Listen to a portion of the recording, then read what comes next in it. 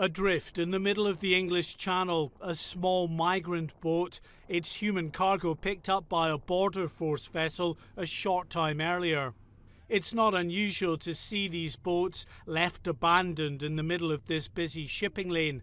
The priority for authorities is to ensure the safety of those on board first.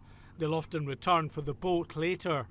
But as we approach this vessel, the deeply alarming sight of dozens of tyre inner tubes inside.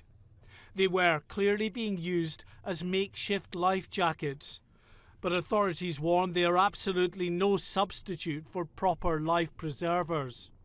On the other side of the channel, on a beach near Sangatte, more evidence that inner tubes are now being used. They're clearly visible inside this boat, which was intercepted by French police before it could get into the water. Walking away from the boat, this group of migrants, not one of them wearing a life jacket. Although there is evidence the French authorities are more active along these beaches, the long-suffering locals here are not optimistic this crisis will be over anytime soon. It feels like things have been left as they were for years. It's been 30 years that Sangatte has been living to the rhythm of the refugee crisis. Makeshift life preservers were often used a year or two ago when the people smuggling operations were less sophisticated. But these days the crime groups are much more organised and have well-sourced supply lines. Life jackets are normally standard issue on their illegal boat trips.